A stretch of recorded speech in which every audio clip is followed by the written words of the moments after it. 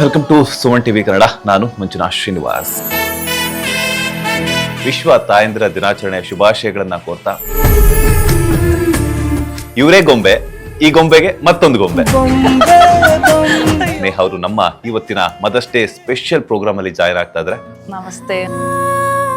First time ಮಗುನ ನೋಡಿದ್ಮೇಲೆ ಆ ಒಂದು ಫೀಲಿಂಗ್, ಆ ಒಂದು ಮೂಮೆಂಟ್ ಹೇಗಿತ್ತು ಅಂತ? I was very happy. ಒಂದ್ ಕಡೆ ಹೆಣ್ಮಗು ಆಯ್ತು ಅಂತ ಹೇಳಿ. ಮಗು ಬರುತ್ತೆ, ಮಗುವನ್ನ ಚಂದನ್ ಅವ್ರು ಎತ್ಕೊಂಡು ಏನ್ ಹೇಳಿದ್ರು? ಕನಸುಗಳ ರಾಶಿಯನು ಕಂದ ನೋಡಿ ಫುಲ್ ಕಣ್ ತುಂಬಾ ತುಂಬಿಕೊಂಡು ಅದಾದ್ಮೇಲೆ ಕೊಟ್ಬಿಟ್ಟು ಅವ್ನು ಓಡೋ ಅವ್ರ ಅಮ್ಮನ್ ತಪ್ಕೊಂಡ.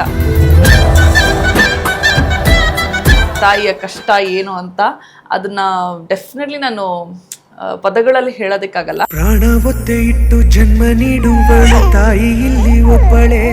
ಯಾವ ಒಂದು ವಿಚಾರದಲ್ಲಿ ಇವಳು ನನ್ನ ಮಗಳೇ ಅಂತ ಅನಿಸ್ಬಿಡುತ್ತೆ. ನಾನು ಆ ಫೀಲಿಂಗ್ ನ ಹೆಂಗೆ ಎಕ್ಸ್ಪ್ಲೇನ್ ಮಾಡೋದು ನನಗೆ ಗೊತ್ತಿಲ್ಲ. ಬಟ್ ಅದು ಮಗುಗೆ ಏನ್ ಬೇಕು ಅಂತ ಅಮ್ಮಂದ್ರಿಗೆ ಗೊತ್ತಾಗತ್ತೆ. ಅಮ್ಮ ಅನ್ನೋ ಪದಕ್ಕೆ ಹೊಸ ಮೀನಿಂಗ್ ಸಿಕ್ಕಿದೆ. ಸೊ ಆ ಫೀಲಿಂಗ್ ಎಲ್ಲ ಹೇಗಿದೆ ಅಂತ ಇನ್ನೊಬ್ರು ತಾಯಿಗೆ ಅರ್ಥ ಆಗತ್ತೆ ಹೊರತು ಇನ್ ಯಾರು ಹೇಳಿದ್ರು ಅದು ಬಹುಶಃ ಯಾರಿಗೂ ಅರ್ಥ ಆಗತ್ತಿಲ್ಲ. But it's a beautiful feeling. ಆ ಅಮ್ಮ ಅನ್ನೋದೇ ವಾವ್. ಆಫ್ಟರ್ ಮ್ಯಾರೇಜ್ ಅಂತ ಆದ್ಮೇಲೆ ಒಂದಷ್ಟು ಫ್ಯಾಮಿಲಿ ಪ್ಲಾನಿಂಗ್ ಅಂತ ಮಾಡ್ತಾರೆ. ಸೊ ಅದು ಮಾಡೋದು ಒಳ್ಳೇದಾ ಕೆಟ್ಟದ್ದಾ ಅಂತ ನಿಮ್ಮ ಪ್ರಕಾರ? ಇದು ತಪ್ಪಲ್ಲ, ಬಟ್ ಆದ್ರೆ ಅದು ತಪ್ಪಲ್ಲ.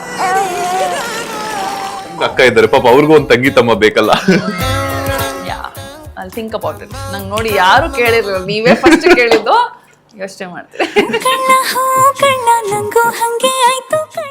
ವಿಶ್ವದಲ್ಲಿರುವಂತಹ ಪ್ರತಿಯೊಬ್ಬ ತಾಯಂದಿರಿಗೂ ಕೂಡ ವಿಶ್ವ ತಾಯಂದಿರ ದಿನಾಚರಣೆಯ ಶುಭಾಶಯಗಳನ್ನ ಕೋರ್ತಾ, ಇವರೇ ಗೊಂಬೆ, ಈ ಗೊಂಬೆಗೆ ಮತ್ತೊಂದು ಗೊಂಬೆ. ಸೊ ಈಗಾಗಲೇ ನಿಮ್ಗೆ ಗೊತ್ತಿರುತ್ತೆ, ಸ್ಯಾಂಡಲ್ವುಡ್ ಕನ್ನಡ ಕಿರುತೆರೆಯಲ್ಲಿ ಗೊಂಬೆ ಅಂತಾನೆ ಫೇಮಸ್ ಆಗಿ ಕನ್ನಡ ಕಿರುತೆರೆ ವೀಕ್ಷಕರನ್ನ ತಮ್ಮ ಅತ್ಯದ್ಭುತ ನಟನೆಯ ಮೂಲಕ ಎಂಟರ್ಟೈನ್ ಮಾಡಿ ಈಗ ತಾಯ್ತನದ ಕ್ಷಣಗಳನ್ನ ಎಂಜಾಯ್ ಮಾಡ್ತಾ ಇರುವಂತಹ ನಮ್ಮ ನಿಮ್ಮೆಲ್ಲರ ಪ್ರೀತಿಯ ಗೊಂಬೆ ಅಲಿಯಾಸ್ ನೇಹ ಅವರು ನಮ್ಮ ಇವತ್ತಿನ ಮದರ್ಸ್ ಡೇ ಸ್ಪೆಷಲ್ ಪ್ರೋಗ್ರಾಮ್ ಅಲ್ಲಿ ಜಾಯ್ನ್ ಆಗ್ತಾ ಇದ್ರೆ. ಮ್ಯಾಮ್, ಮೊದಲನೇದಾಗಿ ನಮಸ್ತೆ, ಹೇಗಿದ್ದೀರಾ? ನಮಸ್ತೆ, ನಾನು ಚೆನ್ನಾಗಿ. ನೀವ್ ಹೇಗಿದ್ದೀರಾ? ನಾನು ಸೂಪರ್ ಆಗಿದ್ದೀನಿ. ಗೊಂಬೆಗೆ ಒಂದು ಚಿಕ್ಕ ಗೊಂಬೆ ಆಗಿದೆ. ಹೇಗಿದೆ ಮ್ಯಾಮ್ ಲೈಫ್? ಬ್ಯೂಟಿಫುಲ್ ಆಗಿದೆ, ತುಂಬಾ ಚೆನ್ನಾಗಿದೆ. ಗೊಂಬೆ ಅಂದ್ರೆ ಗೊಂಬೆ ತರನೇ ಮಾತಾಡ್ತೀವಿ. ಹೇಗೆ ಎಂಜಾಯ್ ಮಾಡ್ತಿದ್ದೀರಾ ಲೈಫ್ ಎಲ್ಲಾನು ಕೂಡ ಮಗು ಜೊತೆ? ಇನಿಷಿಯಲ್ ಡೇಸ್ ತುಂಬ ಕಷ್ಟ ಇತ್ತು. ಬಿಕಾಸ್ ನಾನಾದ್ಮೇಲೆ ನಮ್ಮ ಮಾಮನ ಮಕ್ಕಳಾದ್ಮೇಲೆ ಬಹುಶಃ ಆಲ್ಮೋಸ್ಟ್ ಒಂದು 15 ವರ್ಷ 20 ವರ್ಷ ಆದಮೇಲೆ ಒಂದು ಮಗು ಹಿಂಗಿಟ್ಕೊಂಡು ಮನೆಯೆಲ್ಲ ಓಡಾಡಿಸಿ ಫ್ರಮ್ ದ ಸ್ಕ್ರ್ಯಾಚ್ ನಾನು ನೋಡಿರೋದು. ಸೊ ಹಾಗಾಗಿ ಆವಾಗ ನಮ್ಮ ಮಾಮನ ಮಕ್ಕಳನ್ನೆಲ್ಲ ಆಟಾಡಿಸುವಾಗ ನನಗೆ ಫೀಲಿಂಗ್ ಹೆಂಗೆ ಅಂದರೆ, ನನಗೇನಾದರೂ ಮಗು ಉಟ್ಬಿಟ್ರೆ ನಾನು ಸೂಪರಾಗಿ ನೋಡ್ಕೋತೀನಿ ಅನ್ನೋ ಥರ ಫೀಲಿಂಗ್ ಇರ್ತಿತ್ತು. ಬಟ್ ನನಗೆ ಒಂದು ಮಗು ಆದಮೇಲೆ ಈ ಥರ ಕಷ್ಟ ಇರುತ್ತೆ. ನಮ್ಮ ಅಮ್ಮನೂ ಅಷ್ಟೇ, ಈಸಿ. ನಾನು ಅಮ್ಮಂಗೆ ಯಾವಾಗಲೂ ಹೇಳ್ತಿದ್ದೆ, ಒಂದಾದ್ಮೇಲೆ ಇನ್ನೊಂದು ಮಾಡ್ಕೊಂಡ್ಬಿಡ್ತೀನಿ, 2 ಮಕ್ಕಳು ಬೇಕು ನನಗೆ ಅಂತ. ನೀನು ಒಂದು ಮಾಡ್ಕೋ, ಆಮೇಲೆ ನಿನಗೆ ಗೊತ್ತಾಗತ್ತೆ ಅಂತ ಅಂದರು.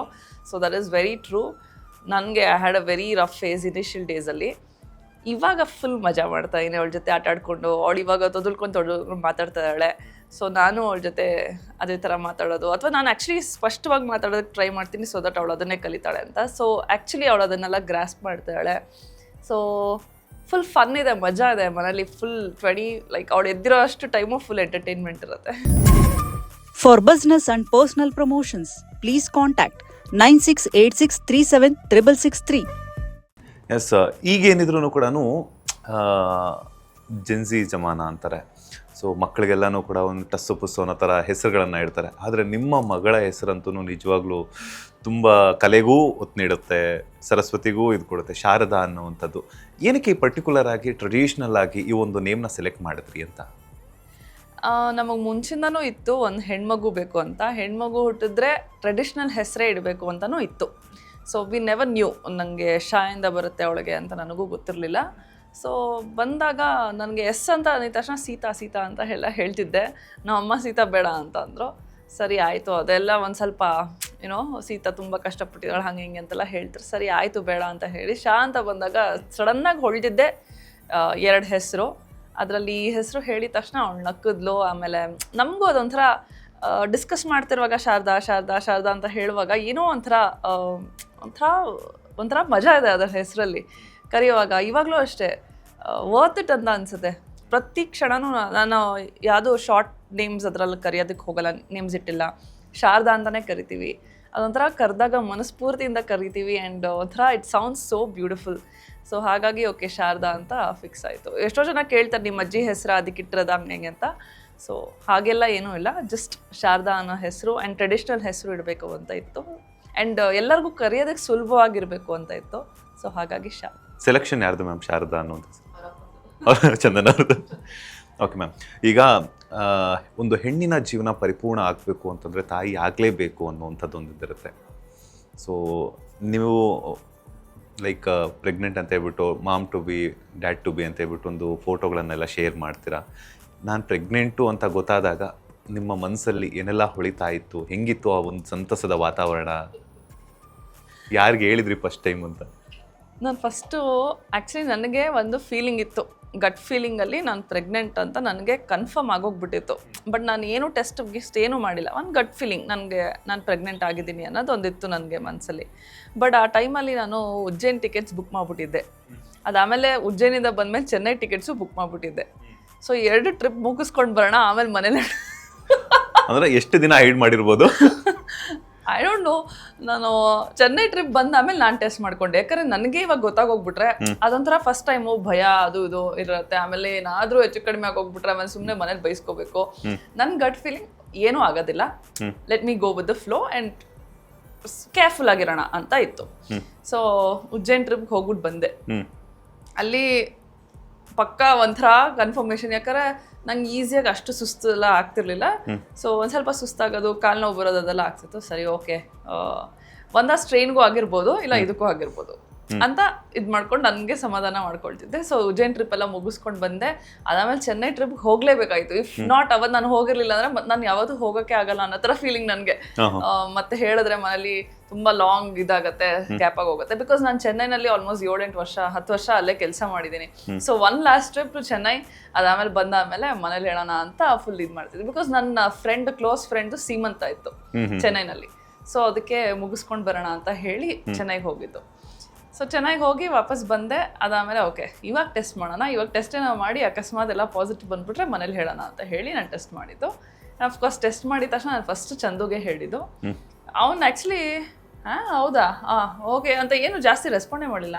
ಇಷ್ಟನಾ ಅಂತ ಅಂದ್ಕೊಂಡೆ, ಬಿಕಾಸ್ ಕ್ವೈಟ್ ಎಕ್ಸ್ಪೆಕ್ಟಿಂಗ್, ಅದು ಒಂಥರ ಪ್ಲ್ಯಾಂಡು. ಅದಾದಮೇಲೆ ಅಷ್ಟೊಂದು ಏನೂ ಇರಲಿಲ್ಲ. ಸರಿ ಆಯಿತು ಅಂತ ಹೇಳಿ ಆಮೇಲೆ ಒಬ್ಬೊಬ್ರಿಗೆ ನಾನು ವಿಡಿಯೋ ತೆಗೆದುಕೊಂಡಿದ್ದೀನಿ. ಆ್ಯಕ್ಚುಲಿ ಎಲ್ಲರದು ನಾನು ಎಲ್ಲೂ ನಾನು ಪೋಸ್ಟ್ ಏನು ಮಾಡಿಲ್ಲ, ಬಟ್ ಆದರೆ ನನ್ನ ಹತ್ರ ಮೆಮೊರೀಸ್ ಎಲ್ಲ ಇದೆ. ಸೊ ಪ್ರತಿಯೊಬ್ಬರಿಗೂ ಎಸ್ಪೆಷಲಿ ಲೈಕ್ ಅಪ್ಪ ಅಮ್ಮ, ನಮ್ಮ ಅತ್ತೆ ಮಾವ ಅಕ್ಕ, ನನ್ನ ಊರ್ಗಿತ್ತಿ ಮತ್ತು ನಮ್ಮ ಭಾವಂದಿರಿಗೆ ಎಲ್ಲರಿಗೂ ಹೇಳುವಾಗ ಎಲ್ಲರದ್ದು ವಿಡಿಯೋ ಮಾಡಿದ್ದೀನಿ. So that is a very sweet memory. ಎಲ್ಲರೂ ತುಂಬ ಖುಷಿ ಪಟ್ಟರು. ನಮ್ಮಮ್ಮ ನಮ್ಮ ಅತ್ತೆ ಇಬ್ರದ್ದು ಸೇಮ್ ಕೈಂಡ್ ಆಫ್ ರಿಯಾಕ್ಷನ್. ಇಬ್ರು ಹತ್ರು, ಅಂದರೆ ಖುಷಿಯಿಂದ ಹತ್ರು. ಆ್ಯಂಡ್ ಅಫ್ಕೋರ್ಸ್ ನಮ್ಮ ಮಾವನೂ ಹತ್ರು. ನಮ್ಮಪ್ಪ ತುಂಬ ಖುಷಿ, ತುಂಬ ಪ್ರಾಕ್ಟಿಕಲ್ ಮನುಷ್ಯ. So he was like super ಅಂತೆಲ್ಲ ಹೇಳಿ ಮಾಡಿದ್ರು. ಆ್ಯಂಡ್ ನನ್ನ ಅಜ್ಜಿಗೆ, ಅಂದರೆ ಅವ್ರು ಇವಾಗ ಶಾರದಂಗೆ ಮುತ್ತಜ್ಜಿ, ಸೊ ಅವ್ರಿಗೂ ತುಂಬ ಖುಷಿ ಆಯಿತು. So everybody we very happy. And ನಮ್ಮ ಅಕ್ಕನ ಬರ್ತ್ಡೇ ದಿವಸ ನಾನು ಅನೌನ್ಸ್ ಮಾಡಿದ್ದು ಮನೆಯವ್ರಿಗೆಲ್ಲ. ಸೊ ಅದೊಂಥರ 4 ಜನರೇಷನ್ಸ್. ಯಾ ಒಂಥರ ಲಕ್ಕಿ ಅಲ್ಲ? ಯಾ ವೆರಿ ಲಕ್ಕಿ. ಆ್ಯಂಡ್ ನಮ್ಮ ಅಜ್ಜಿನೂ ಆಲ್ಮೋಸ್ಟ್ ಅವಳಿಗೆ 10 months ಅಥವಾ 1 ವರ್ಷ ತುಂಬಕ್ಕಿಂತ ಮುಂಚೆವರೆಗೂ ಅವಳನ್ನ ಆಡ್ಸೋದು ಎಲ್ಲ ಮಾಡ್ತಿದ್ರು. ಇವಾಗ ಒಂದು ಸ್ವಲ್ಪ ಅವ್ರಿಗೆ ಅಷ್ಟು ಆಗೋದಿಲ್ಲ, ಅಂದರೆ ಅವಳು ಒಂದು ಸ್ವಲ್ಪ ಬೆಳ್ಕೊಂಡ್ಬಿಟ್ಟಿದ್ದಾಳಲ್ಲ, ಸೊ ಅವ್ರಿಗೆ ಎತ್ಕೊಳ್ಳೋದಕ್ಕಾಗಲ್ಲ, ಬಟ್ ಹಾಗೆ ಆಟ ಆಡಿಸ್ತಾರೆ. ಸೊ ಚೆನ್ನಾಗಿದೆ. ಬ್ಲೆಸ್ಡ್ ಟು ಹ್ಯಾವ್ ಮುತ್ತಜ್ಜಿ. ಅಲ್ಲ ಮ್ಯಾಮ್, ಈಗ ಆ ಫೀಲಿಂಗ್ಸ್ ಅನ್ನೋದು ಗೊತ್ತಾಗ್ತಾ ಇರುತ್ತೆ ಅನ್ಸುತ್ತೆ. ಐ ಥಿಂಕ್ ನೀವು ಎಲ್ಲರೂ ಕೂಡ ಹೇಳ್ಬಿಡೋಣ ಅಂತ ಹೇಳ್ತಿದ್ರೆ ನೀವು ಹೆಂಗೆ ಟ್ರಿಪ್ ಮಾಡಿ? ಅಯ್ಯೋ ಅದು ಐ ಡೋಂಟ್ ನೋ.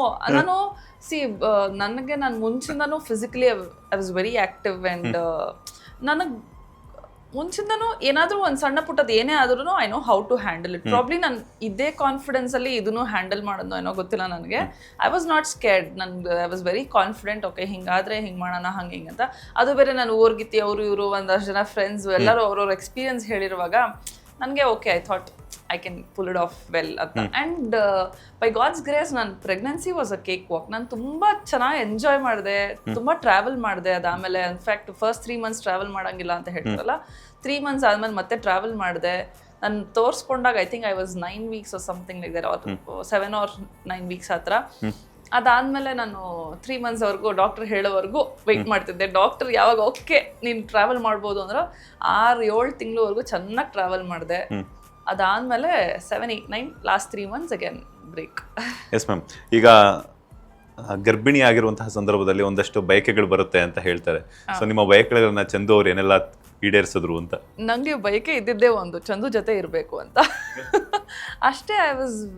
ನನಗೆ ಅದು ಇದು ತಿನ್ನಬೇಕು ಅಂತ ಏನೂ ಇರಲಿಲ್ಲ. ಇನ್ಫ್ಯಾಕ್ಟ್ ಮಗು ಆದಮೇಲೆ ಜಾಸ್ತಿ ಕ್ರೇವಿಂಗ್ಸ್ ಬಂತೆ ಹೊರತು ಪ್ರೆಗ್ನೆನ್ಸಿ ಟೈಮಲ್ಲಿ I didn't have any cravings. ನಂಗೆ ಚಂದು ಜೊತೆ ಜಾಸ್ತಿ ಟೈಮ್ ಸ್ಪೆಂಡ್ ಮಾಡಬೇಕು, ಚಂದು ಯಾವಾಗಲೂ ನನ್ನ ಜೊತೆಗಿರಬೇಕು. ಅದೊಂಥರ ಮೂಡ್ ಸ್ವಿಂಗ್ಸು. ಅವನು ಆ ಕಡೆ ಈ ಕಡೆ ಎಲ್ಲಾದರೂ ಅವನು ಅವಾಗಲೇ ಜಾಸ್ತಿ ಬ್ಯುಸಿಯಾಗಿ ಹೋಗ್ಬಿಟ್ಟ. ಸೊ ಅವಾಗ ಒಂದು ಸ್ವಲ್ಪ ಇರಿಟೇಟ್ ಆಗೋದು ಬಿಟ್ಟರೆ ಐ ಎಕ್ಸ್ಪೆಕ್ಟೆಡ್ ಅವ್ನು ಯಾವಾಗಲೂ ನನ್ನ ಪಕ್ಕದಲ್ಲಿರಬೇಕು ಅಂತ. That was the biggest craving ನನಗೆ. So yeah, most of the times ಪಾಪ ಈಡೇರಿಸಿದ್ದಾರೆ. ಅಲ್ಲ, ನಂಗೊಂದು ಡೌಟು, ನೀವು ಮತ್ತೆ ಕವಿತಾ ಗೌಡ ಅವರು ಅದು ಹೆಂಗ್ ಸಾಧ್ಯ ಅಂತ? ಇಬ್ರು ಒಟ್ಟೊಟ್ಟಿಗೆ ಸೀರಿಯಲ್ ಮಾಡಿದ್ರು, ಒಟ್ಟೊಟ್ಟಿಗೆ.